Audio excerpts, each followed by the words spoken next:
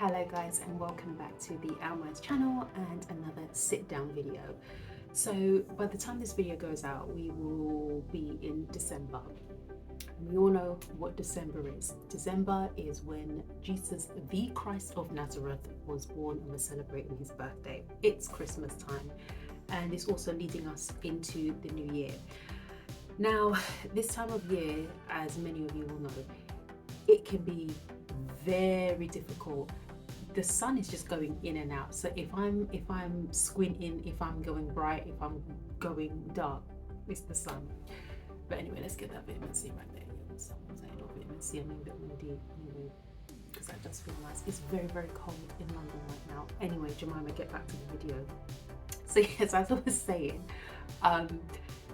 we're heading towards Christmas, and this time of the year can be a very, very difficult time for many people out there for various different types of reasons.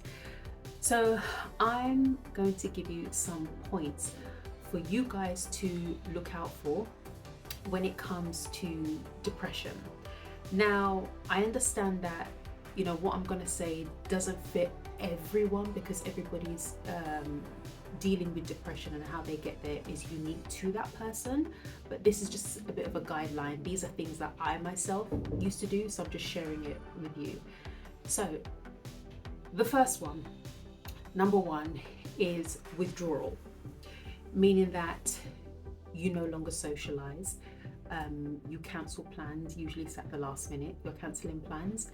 You don't participate in the group chat. You put it on mute. If people are calling you, texting you, you don't pick up the call. You don't reply back to their messages. If you do manage to get back to them, they give a very flippant response, like, oh yeah, I was busy, oh work, oh this, oh I was in bed. Something really, really lame, to be quite honest. They give excuses as to why they don't want to go out and socialize. And if you are living with that person, they spend the majority of their time in their room. They're just away from you. They don't want to talk. They don't want to sit with you in the living room. They don't want to have meals with you. They withdraw people. They just don't want to be around you. That's the first one to look out for. The second thing, and I've stressed on this before, is body hygiene. They don't care to shower. They don't care to wash their face. They don't care to look presentable when they do have to leave the house, as in they do have to go to work, they do have to make a doctor's appointment. They'll just fling anything on. They don't really care. If you know somebody who, usually when they see them, I'm not trying to say that they dress up like the Dame Joan Collins, I'm not trying to say that, but they look presentable. They manage to put on a clean t-shirt, pair of jeans, pair of Converse, and they go about their business. But this time round, their hair's looking a bit messy, their lips are looking a bit dry, they're not smelling too fresh, you know, they've just slapped on any kind of tracksuit. You're pretty sure that they've worn the same t-shirt 3 days in a row. That's what I mean by personal hygiene. They're no longer taking care in their appearance. They're just leaving the house with whatever they've got on to get to where they need to get to, and again, to go about their business. So that's number two. Third thing is what they eat. They either don't eat at all, and they'll just ruffle around like a little squirrel, just nibbling bits here and there, or they will eat things that are so wrong for you.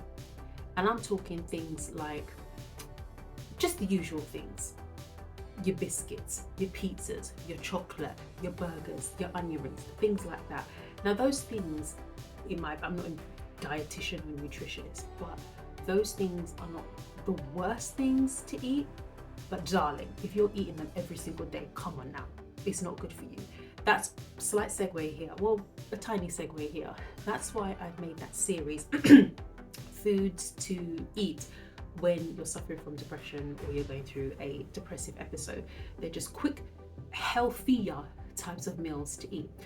So yeah, they constantly ordering from Uber Eats, Deliveroo, or whatever fast food delivery service that you've got in your country. They're just not eating right. And then the fourth thing is trying to show a happy face. Now what I mean by that is, let's just say it's your child or no, let's not even say to your child, what I mean to your child, but let's just say a work colleague, right? They go into work and they're like, oh, hi, how are you? Yeah, good weekend. Yeah, I had a nice weekend, great. And they're showing you their happy face and they're smiling and everything is fine. But when you're really paying attention to them and you're watching them, that face just drops. You see, the thing is, when somebody is showing you their happy face, the truth is the truth is the truth. You know when somebody is putting it on.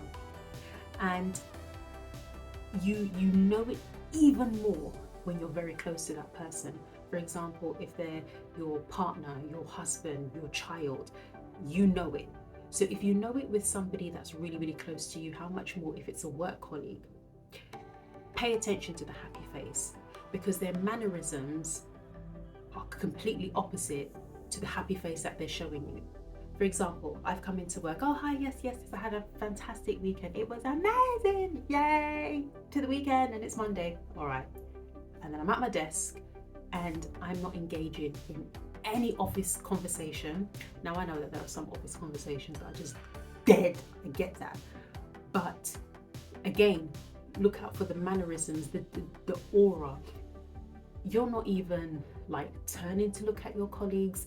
They're not, like I said, participating in any type of conversation. That person can call your name and you've mentally just completely disassociated yourself with the environment that you're in. That's what I mean by look out for the so-called happy face, because the happy face is not actually matching their actions or their normal characteristics that you are used to. And then the fifth, I think we're on number 5 right now, when you do talk to them, this is why listening is so important, people. You've got to actively listen to what they say.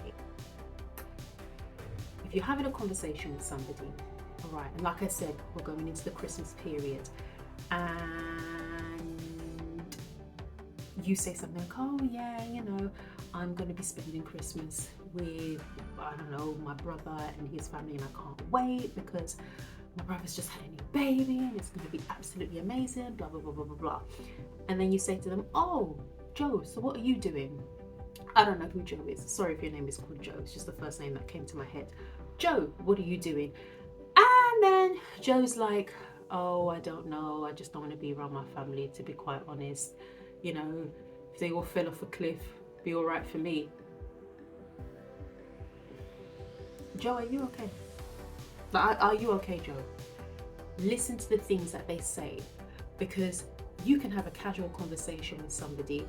And one thing about people who suffer from depression, and again, I don't want to generalize, but for most people, is when they do speak, you have to pick up on the, I don't know if the right word is clues, but you've got to pick up on what they're saying, because there's some.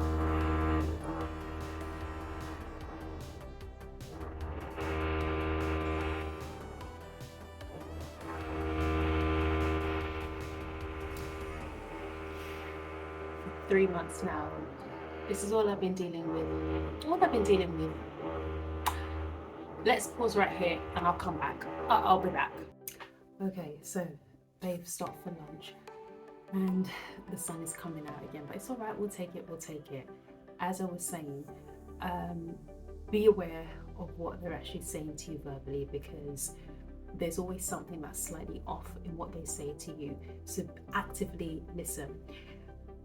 One thing I want to add, right, is if there is somebody who is close to you and you can see that something is not quite right and they're not acting how they usually act, what they're saying, their behavior, their mannerism, their characteristic, it's just off.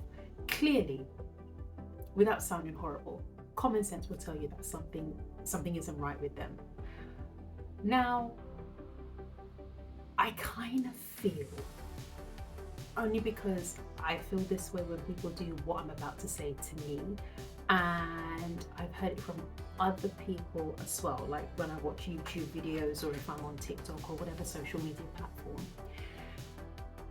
Guys, when you can see that somebody is not quite acting right from what you are used to, I know what I'm about to say, you mean it with good intention, and you mean it with love, and you mean it with empathy and all of that good stuff. But don't ask them, are you okay? You know that they're not okay. And even when somebody doesn't suffer from depression, but they're feeling sad about something, 9.9999999 times out of 10, when somebody asks them, oh, are you okay? They're not gonna actively come out and say, well, no, I'm not okay. I left my keys at home, I'm broke, my dog is at death's door and I stepped on a hedgehog and my foot really hurts. They're not gonna come out and just tell you. Why? I don't know. That's human behavior. So if somebody who doesn't suffer from depression and they're just feeling sad, and like I've said before, there's a big difference between being sad and suffering from depression. Somebody who is sad is not saying to you, what's wrong with them. How much more somebody who is suffering from depression. So a little tip here, when you can clearly see that somebody is not acting themselves, behaving themselves, they're not talking, they're withdrawing, they're not eating right, they are not themselves, you know something is wrong. Calmly go to that person, privately go to that person, not in a social setting, not around people so that other people will be looking at you and you'll be thinking, oh, well, I'm asking them, what's wrong with them. None of that performative business. Go to them and say, look, I've noticed a change in you and I can see that you're very withdrawn, you're not your usual self, and I can tell that there is something wrong. If you want to talk to me, I'm here. There is nothing that you're going to say that's going to make me think less of you. I'm here because I care, and I'm here because I don't like seeing you like this. So if you want to talk to me, let's talk. If you need a friend to just be there and you don't want to talk, I'm that person. Leave it like that. The reason why is because you've called that person out on their behavior. So there's no way for them to be like, no, I'm fine. No, because the person that's asking the question has just said, I know you're not fine. So what's going on with you? Do you want to talk to me about it? If you don't want to talk to me about it, I am physically here.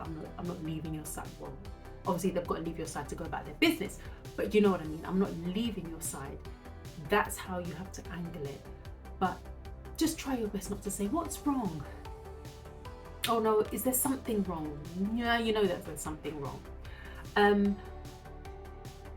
I think I might do a video.